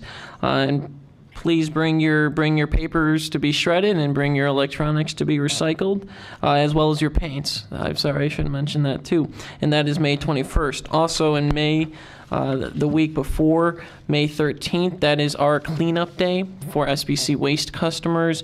You can put out up to 5 cubic yards of waste material for 3 stickers. And for reference, 5 cubic yards is equivalent to roughly 10 95-gallon toters, and this includes bulk items like chairs or tables. So please take advantage of that as well. That's it for garbage. Also, in regards to simplicity, I'm really happy to announce that recently we passed over 500 subscribers. 500 people have downloaded the app, and we're trying to grow that to even a greater amount. But yeah, we are over 10% of the villages on it, and I would encourage all residents to sign up for it. It's one of the best ways to get up-to-date information as soon as we post it. And we have a big sign in the back. There you go. Advertising that. I know Eileen and I talked about getting email addresses, and that was very slow and budged a little, but this has really taken off in, 5 months or something? Something like that. And I would also mention, if you need help downloading the app, feel free to come into Village Hall, and we can help you out. Thank you. Department heads. Justin, thank you for patiently waiting, and watch the signs as you make your way up. Thanks, Mayor. Thanks, Board. So these signs that you see, we've been talking about at the Public Works meeting, our Public Works Committee. we have to do the maintenance on them, and doing it, we've come to realize it's costly and it's not even compliant with what we should have. It's really cool. Really, I love it. I love the signs we have. They're wooden and everything, but the thing is, they're not. I'm going to mess this up. The MUTCD, the Manual of Uniform Traffic Control Devices, it's a federal spiel, mandates all the roadways, speed limit signs, the quality or the what signs are made out of. So these signs here, they have like reflective backing, so you can kind of actually see it. What we have now is a brown sign against, I think Brenda mentioned it, against a forest and very small lettering. You need to be able to see this lettering, not just like the pizza man, but it's critical for the first responders, or having like an address on your house. So like 4-inch lettering is kind of like a base. Larger roads, like you notice on the highway, they're huge lettering because you're driving so fast. You need to be able to see it. So if someone needs to get somewhere fast, they want to be able to see the street that they're turning on. Again, they're really nice, what we have now, but I think it's time we're trying to bring it to the board and the village. We've come up with some ideas, just as is that me or? No. Oh.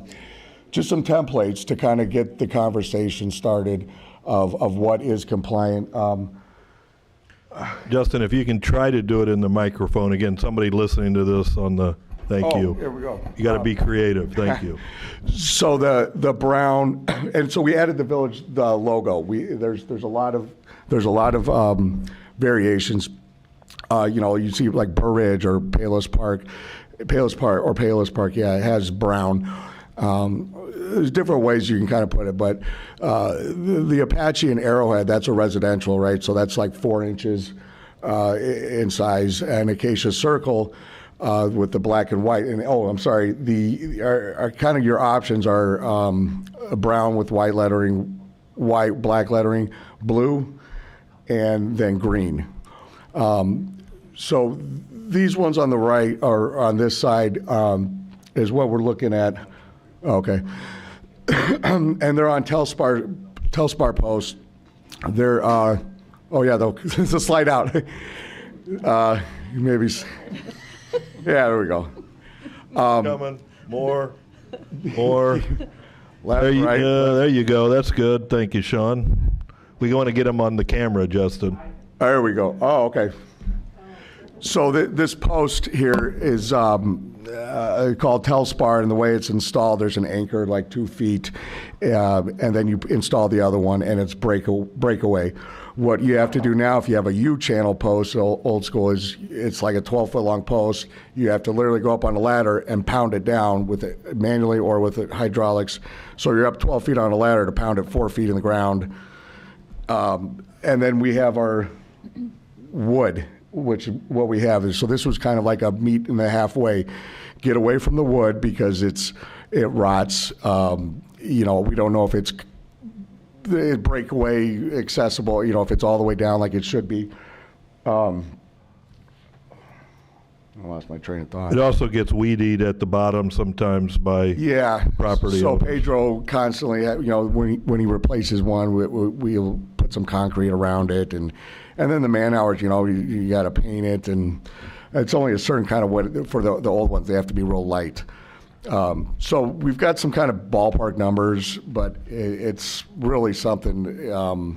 It would be a big project, and I don't know if it would be going in the future, something that we could do in-house at small bites, or have it done. We're just guys drill it in the ground. I'm sorry. So with this one, we want to keep the wood post, but still have our kind of like the hanging sign effect. So that was the goal of that one. If I think you guys got some of the board got my numbers. Don't read my math. It's horrible. It's all wrong. I don't know. I was doing like 5 different, things, and then that was after Don looked at it. Don is the brains, right? And then I changed all the stuff around, so all my numbers are totally not even right. I found what I did wrong. So, is it fair to say the wooden example is more expensive than the white example? Absolutely. So so just to give you an idea, like if we were to, we have about 176 signs. You replace one of those, full on. Justin, go replace the whole wooden sign. Yep. Sign and all. It's like $1,000. And we have about 176. Yeah. Okay. So, yeah, I could do that math. I can. But so this guy though is like the halfway point. Just these brackets were like $780 with the brackets and the sign. No, both of them. Yeah, just these two. Each post. Right, but then you get into the thing, is the wood post going to take the screws? A lot of them are rotted. Pedro can't, if it's so rotted, then he has to replace the post and, cost lumber, and there's a little bit of hardware. There's some, in Ashbrook, there's those brackets, so that wouldn't, I think, have that would just be the same, some kind of bracket mounted to the light poles. So again, yeah, so that could be $800 to $1,000 for that guy, and then these guys are, let's go with the ballpark, $300 a full hardware post, 2 signs, and installed. Just to give you some kind of numbers. And Justin, the main issue of what we have today is they're not reflectant, right? Correct. That's the thing that we're missing from the national standards. Right. The sizing of the letters, a lot of them are really, some are kind of okay, but the sizing is too small. And it has been the way we've done it for years, I guess. You paint the sign, and then you take white paint, and you have reflective beads. You sprinkle in the paint. And that's our old school reflectivity. And they do kind of work when they're new, but how long do they really last, right? So our guys are great at maintenance and keeping up with stuff. I know sometimes some signs are kind of poor and shabby, but they do require a lot of attention. So to answer what you're saying, Mayor, yeah, we're not compliant with, and I don't think there's like sign police out there, but I just know that there's some rules, and the purpose is to keep people safe and nice. So there's ways to make things look nice and safe. So this is just kind of like a first. Yep. Get it out here and talking. Oh, I appreciate it. For no time. So I think we have talked about maybe this like being a 3-year project, so we wouldn't do it all at 1 year. Any questions for Justin and his signs while he's up? Yeah, I have a couple. Just so the current wood sign that we're all familiar with right now is approximately $1,000 per sign. You're saying that replica of it, I'll call it right now, similar to it, is roughly about $780. Okay. That was what we just paid for that. I mean, there's other options, I'm sure. But sure. That's just. And the white one behind you, what is that configuration, rough cost? 300. About 300. Okay. I think I had on mine. That is accurate. What I have on those like invoices or whatever. Yeah, like 280. One was 287. One was 292. Mm-hmm. But I said 300 just to. Yeah, easy which is fine. Right. You could think like one sign might cost $50, right? Like Acacia might be $50, but Black Hawk Trail, it's a few more letters, so maybe it's $53 or something weird, And the current 176 signs, you have an approximation how many per year we replace due to damage? Let's go under 10. Under 10? Yeah. Okay. So call it 7 maybe? Yeah, and they're not always a full replacement, right? Some might be, Pedro it's real faded and it's fallen down, so he needs just some hardware and paint it. And so, yeah, they fall down, the wind or a car crash or, who knows what. So you're doing one every other month roughly? Yeah. Okay. Yeah. The person that makes the current signs, that's just one guy that's routing out all those letters.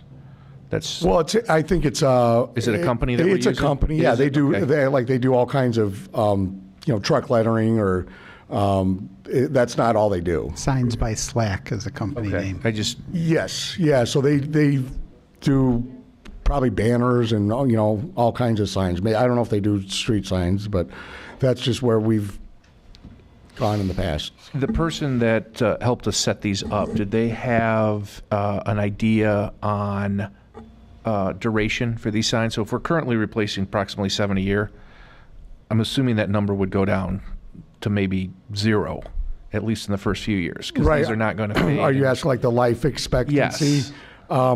Yeah, I don't know off the top of my head, but there is an answer for that. Okay. It's they do fade after some time. So, But it's got to be significantly less or significantly longer time than the current signs that we have. Oh, sure. Yeah, definitely. Thank you. I have a question. So the hanging signs are significantly larger? Is there a reason for that? I don't know. I didn't know they were going to be. Well, I think it was to mimic the other signs because these are, in theory, these are residential sizing. Like the one, on Wolf Road, let's say Big Bear or even like Ashbrook, the sizing would be like 6-inch letters. I'm just wondering if they were not as large, maybe the same size as the other ones, if the cost might be less. Well, I didn't bring it up because there isn't enough room, but the one in the back is what you're thinking. Yeah, the right. the one here in front was to mimic as close to what we have as possible. Really? They're that large? Well, no, they're not. But I think to have the compliant lettering. That's what I'm asking. I like the hanging. Mm-hmm. I'm just wondering if the signs were, for instance, you took the size off the other one and hung it, would it be? Some of them, I think the way they did that, now I'm thinking back, because it was like 4 or 5 months ago, to get the letter sizing and the actual drive, if it was all one long one, like it would be like out to here on some of them. Okay. So that, Right. Like a boom, top and bottom. I think that might have been, but I could ask her again. I don't know off the top of my head, but I think that's why Thank they're you. going with that. Justin, on the wooden sign, is the bracket expensive part of the sign? Yes. Is that the main expense? Why that's so much? Right, yeah, this one, because it was, they're not like you go to Home Depot and pick one up. Okay, so then I think the sign, if I'm trying to get to your point, the main expense on that one is the bracket, right? And so if it was a smaller sign, it might be a little cheaper, but that's not the main cost. Yeah, the amount of letters costs a little bit more, the actual size of the sign, so the ones, like maybe we have 40 that need bigger lettering, so those, maybe instead of $300, they're $325 each. And then there's another option. We actually painted these, but they come silver, but they can come powder coated, whatever color you want, or solid. You drive around other towns, I don't know, Burr Ridge, Palos, I see driving through, they have like decorative kind of smooth. The bracket came silver, and you painted that? No, not this bracket. I'm saying this post. Oh, the post, okay. You're right, the post can come customized where they're solid with no holes, or smooth, round, decorative, kind of like you'd see, you have like a lamp post. There's a lot of, but it's all how much, you want to really, this is just a standard, kind of what we got, I guess. All right, thank you. Any other Thank you. questions for Justin? Justin, have you reached out to any other suppliers just to get some quotes to see what they would be? Or even reached out to any other villages to see where they have purchased their signage? Not yet, but we have intention to network with some other villages. And yes, there's a lot of sign companies. This is just a sign company that, hey, we need a stop sign or something, and have them made. It's a they service a lot of suburbs. But yes, definitely we need to look at everyone's, This is more than you 10 know. grand, we have to bid it out. Right. Yeah, John just said if it's over 10 grand, we have to bid it out. Oh, And yeah. so this project, we would, I think when we narrow it down, we're not going to bid out everything, right? Because we don't know. We'll narrow it down, bid out. Sure. We will yep. narrow it down and bid out what you think is appropriate. Yeah, because all the companies, it's all standard material, you know, it all has to be this kind of reflective or this size. So it might be close, but. And I think the Public Works Committee has been talking about this for a few months, so we're not in an immediate rush. We want to do something, but we'll come back. Any other questions? You got anything else to add? No, that's it. Thank you very much. Thank you, guys. Thank you. Wonderful. Just for me, I'd like to get a poll of everybody in the room. So I'm going to ask everybody to raise their hand which sign you like. I'm going to say the wooden sign is 1, the white sign is 2, and the brown side is 3. And I know, some have the logo, some are wood, whatever. But so if everybody doesn't mind raising their hand for the wooden sign, who's in favor of that? And the white sign and the brown sign on the right without the metal. So from a very informal poll, the wooden sign seemed to have the most votes. All right. Thank you again, Justin. All right, thank you. Okay, I think the last item is the building permit report. Just information. Do we have any information about the building permit report?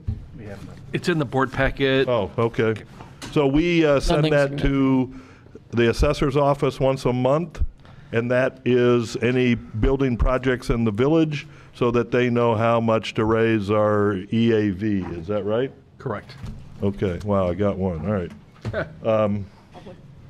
Public comments. Yes, Ed. Amy, sorry.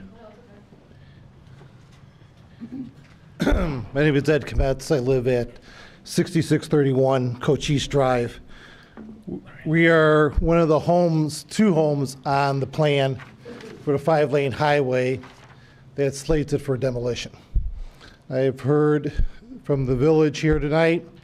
I've heard from the engineers. I'm very familiar with Strand Engineering by profession. I'm a professional construction manager and a general contractor. I've spent 35 years in the executive side of construction. I understand fully what the county is proposing. I've been on the side of been part of development and building of large public ways. My current employer that I'm working for right now, we are building 3 bridges right now, one for 294 and also for the city of Chicago. So I'm very familiar with working within the public way and also how these developments get put together. I know I've heard from the mayor, I've heard from John, that the 5-lane highway is not a viable or, let's say, has much of an odds of passing within the village opinion. And I'm glad to hear that part. I really, truly am. But I also know how it also works within the county. And the county has the final say on this. And by the way the village has gone about pulling this plan together and the idea and the concept, and I want all the village residents to hear me tonight who are listening to this, and I'm not on a soapbox. I have no political agenda here. Do I have a great concern because my house, along with my neighbor Fred and Sandy Hayes' house, are slated for a possible eminent domain? Sure, absolutely. It raises my dander even more so. But I will tell you, and the other folks that were in this room with me last Thursday night, before I even saw that my house and my neighbor's house was slated for a demo, I was not happy about this plan whatsoever. I am very, very familiar with the folks from Strand. I know their background, I know what they're capable of, and I know the validity of the plan and how it was developed. Fully understand it, fully comprehend it. That was the first that myself and my neighbor learned that our home was up for possible eminent domain. That was the first. That is not the way someone who's new to your village, who moved in here last January, should be treated. There's not the way that someone who's been a long-term resident of yourself, and Sandy is in the back row here with us, should be treated and known. They built their forever home here 55 plus years ago, raised a family here, been viable residents to here and great contributors to this community. A lot of disrespect, folks. Very poorly done here by the village, very poorly executed. Not very happy about this whatsoever. The way that meeting was run last week, second thing I have a problem with. That meeting was held as an open forum, open house, and it was too relaxed and too laid back. That meeting should have been started off, and I'm sorry, Mayor, not to call you out, but you should have made a immediate start of that meeting, or you, John, someone should have said, welcome to our open house this evening. On table 1, on table 2, and table 3 are the following programs. You will find that in the middle of table 2 is our least desired program for the village, and that is not something that we're supporting. There was no narrative handed out in that meeting of these plans. There's still, as you try to say about transparency, John, does not exist on this board. There's no narrative handed out. There's no explanation. There's no written diagram. There's nothing that really clearly states what we need to have, what we need for the village, and where we're going with this. You've had a lot of conversations. You said this evening that this conversation has been going on since 2019. Fantastic. Then there's no way that if I was sitting in any of your positions and I had a say about any of these plans being presented, and I'm sorry, Rita, you sit there and say have an open mind? No, ma'am. This is not having an open mind. You sit here and say there's no way that that second plan for this 5-lane highway that determines and says that I am encroaching on 2 beautiful homes in my community that I'm going to take, that I'm going to encroach on the front lawns and the backyards of any of my neighbors on Wolf Road for a greater good, quote unquote. That is not open-minded.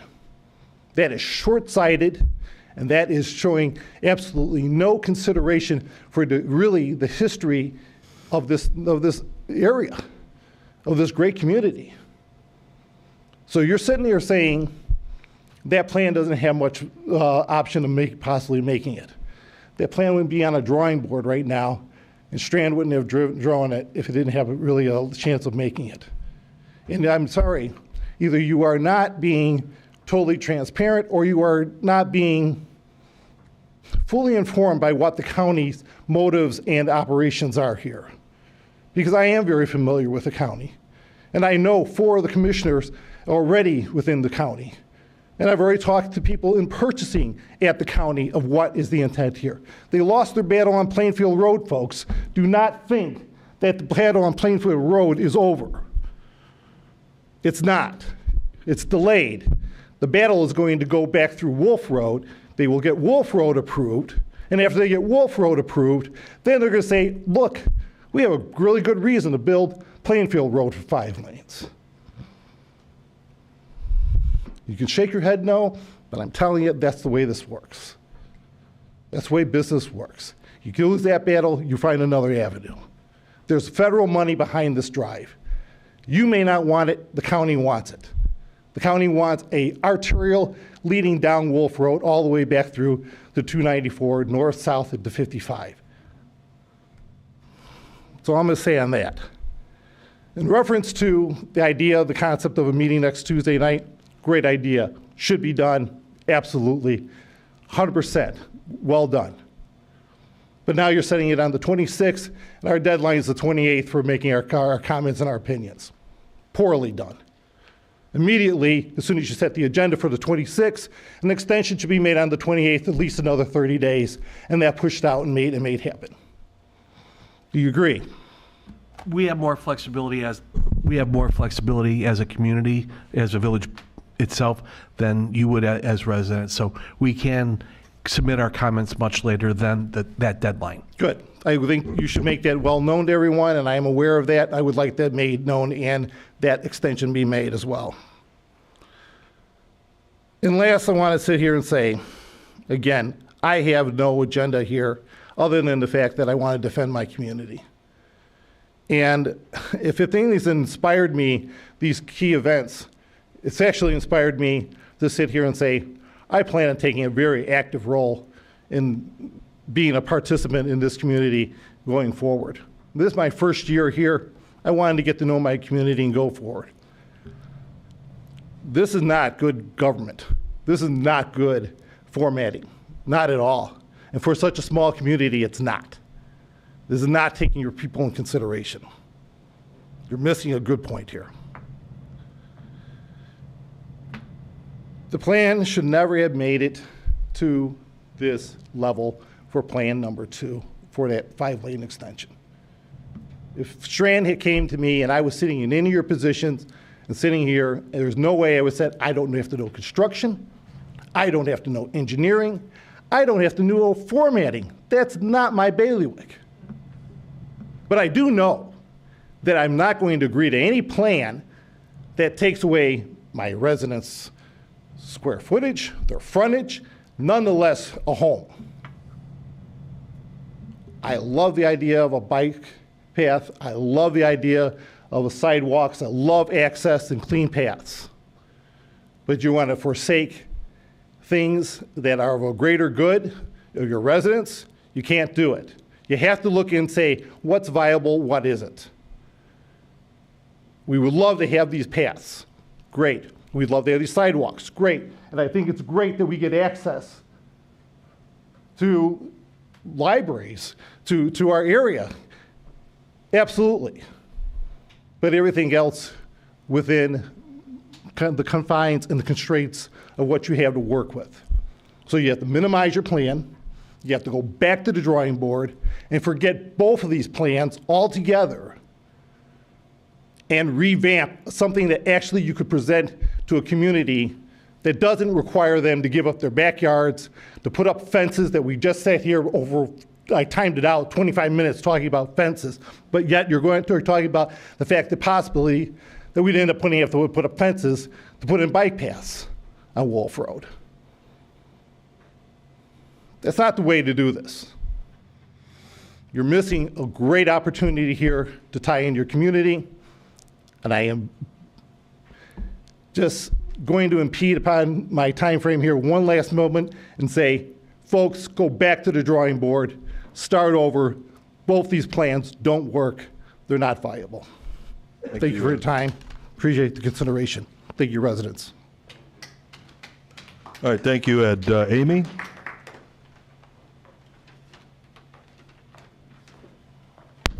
Hi, Amy Jo Wittenberg, 6120 Timber Ridge Court. Thanks for those comments. Those were great on the process. And I have a process issue that I wanted to bring to your attention. I had several residents contact me after the meeting this last Monday. And they were very concerned because the county had said some things to them. Again, it's hearsay. I heard this through them. So that the county, they were talking about the bike path, or the multi-use path, I should say. And they said to me, gee whiz, the village approved this plan. What is going on here? You are on the board. How could you approve this plan, this multi-use path, 8 to 10 feet? And I said, well, all we really approved when we went through this process of the master sidewalk plan was to create a master sidewalk plan. And on the master sidewalk plan is a sidewalk on the south side in red and on the north side in red. There is never been a discussion of a multi-use path. On Plainfield, there was many discussions of a bike path, and there were many discussions about you meeting with the county regarding Plainfield Road and the bridge. There was meetings with Burr Ridge about the bike path. The residents that came to me said that the county told them that representatives from Indian Head Park had meetings with them to say they were in favor of a multi-use path of 8 to 10 feet on that side of the road. So the county is saying to the residents that these discussions happened. As a representative of the board at that point. I never heard those discussions. I wasn't involved in those discussions. I had never heard those discussions happen. So I am very concerned about what was said to Strand and the county, why the county would tell a resident that, agree that the presentation should have been much more proactively made about what plan is being created for each phase, because you have people that are extremely upset and feeling like their land values are going to be majorly impacted. They're fearful. They're upset. So when I looked at the sidewalk plan as a former representative and trustee to Indian Head Park, I didn't see a multi-use plan path. I saw sidewalk in red, sidewalk in red. I also remember having discussions. We don't know what will fit in that space. We'll have to wait for the engineering people to get back to us and the county to get back to us to understand what will fit. So I really think that we're in a situation now where we have to go back and look at the options that are going to serve the community the best. I know that's what we're all trying to do here. But I certainly do not recollect anything close to I think it's an 8-foot on the drawing, or is it 10? Is it 10? I believe it's 10. Okay, a 10-foot multi-use path. I don't have no recollection in my wildest dreams of ever discussing that. Nor do I have any recollection of any of you going to any meetings with the county representing an opinion that that was something we wanted. So I think there needs to be some question here. Who represented our opinions? What was said to them? And when? And how did that alternative happen with the 10-foot? Was there any feedback given to them in this process? Did you see these before they came out? Did you see the plans? If you had, then what type of feedback loop did you have to look at the plans? How did they get to us, to the public, with a 10-foot plan for a multi-use bike path? So I know I've taken up more time than I probably should have, but I want to make sure we have the best process. I want to make sure we have the best plan.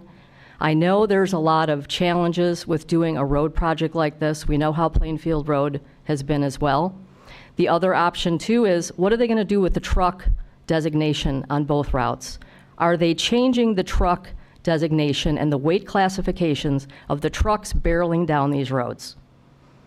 Because if they are, guess what will probably end up happening? The plan that has the larger capacity for the turn radius of these larger trucks, because they can't make the turn now. We see it all the time. So the other feedback I wanted to provide to the board very quickly, and it's just because I don't think I can come to the meeting next month, I'm unsure, is about the Heritage Center. We have kicked the can down the road for many, many years. We have had many people on both sides of the fence, excuse the pun, in Indian Head Park regarding the Heritage Center. We spent $350,000 acquiring that land on a grant. We've also put approximately $180,000 to $200,000 into the building. It's almost $500,000.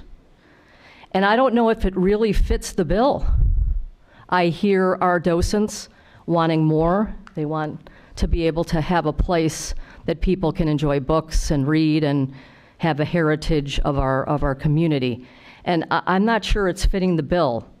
And I would really challenge all of you to look in the study that you're going to be doing with your facilities to figure out it's old, it's probably at the end of its lifespan. As much as we don't want to say that, the birds live there for many years. We want to say, let's keep it. But it needs to be ADA compliant. It needs to be updated. It's had issues. We have not put the money into it.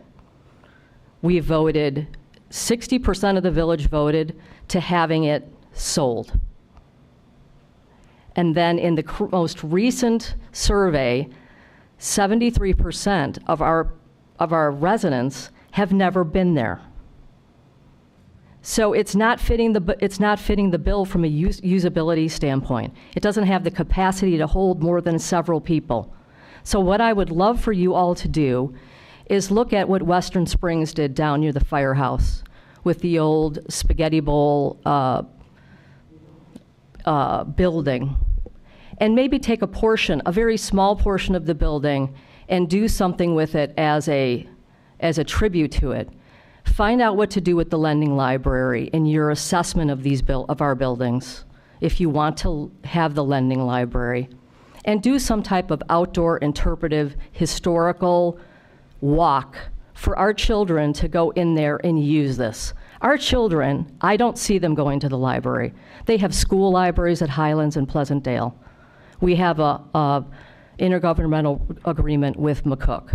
We have libraries and access to libraries. So take a look and challenge yourself to look at some type of an interpretive thing we can do with that land. You take a portion of that building and put it in that silhouette case like they did in Western Springs to honor our heritage and create an interpretive walk. And let's let the building leave now and not pour another $200,000 or $250,000 to make it ADA compliant so 3 people can get in the building, really, or 4. It's not a building that has capacity. So I hope that you'll all do that as you go through this process. Maybe there's something you can do, and I thank you for your time. Thank you, Amy. Any other comments? Joe?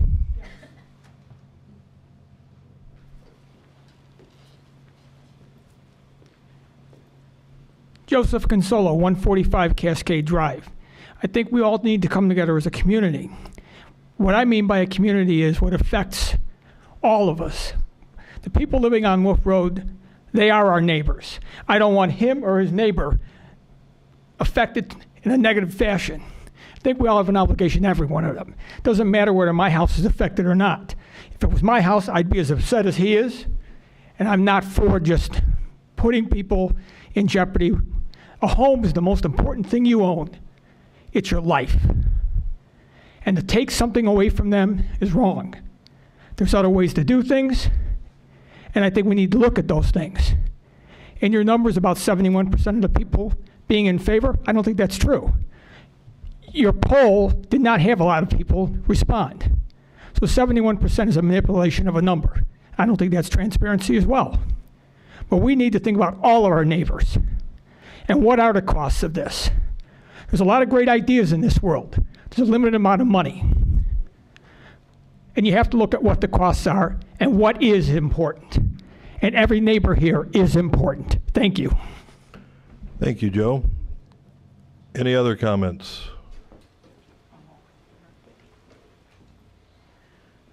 Amy Eckert, 102 Cascade, and I'm not going to talk about Wolf Road. But I would like to ask the board, last year when we did the south section of Acacia Drive, and NICOR came in and did all that gas line work, dug up tons of our property, came back, promised they would reseed, do everything. They did. I'm going to guess 50% of it has not taken. And we need to know, who do we go to get that fixed? I will let NICOR know. Okay, thanks. Mostly because we don't want it to happen on this side of Acacia Drive. Sandy Hayes, house slated for demolition. Rita, open mind? I don't think so. It's not your house that's in jeopardy. I was really upset when you said that. And furthermore, Joliet Road, I don't care what kind of improvements are made. Crossing Joliet Road is nothing but imminent danger, period. I am very upset with the village after living here, not quite 55, but 50 years. Thank you.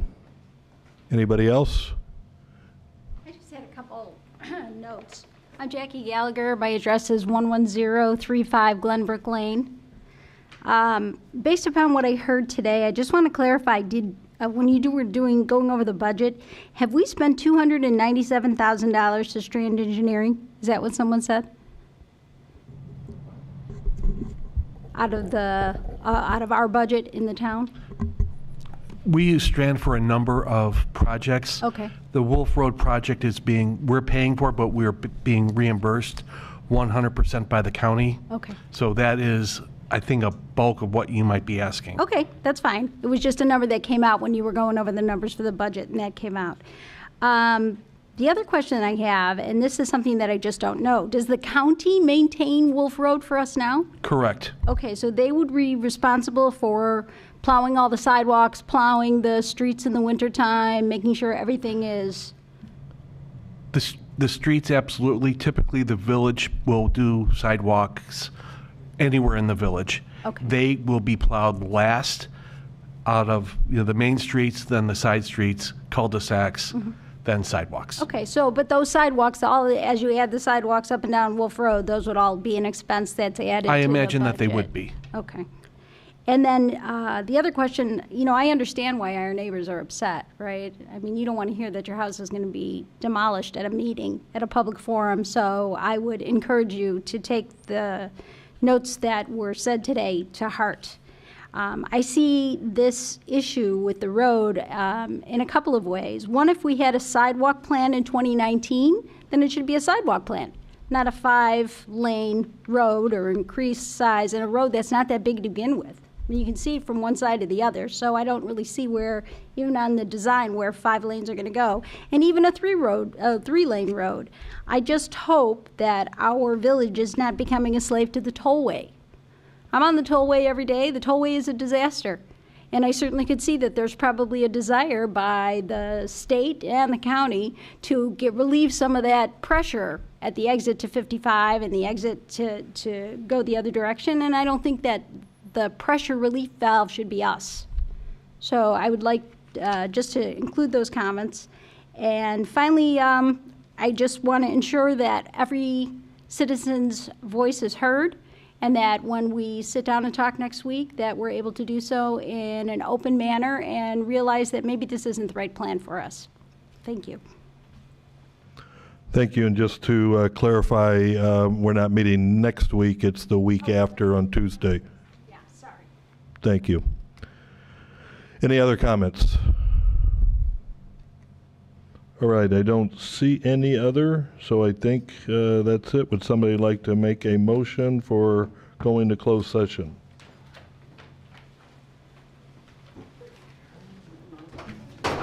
I'll make a motion to go to closed section to discuss collective bargaining per 5 ILCS 120/2C2. I'll second. Thank you, Sean and Rita. With no intention to return.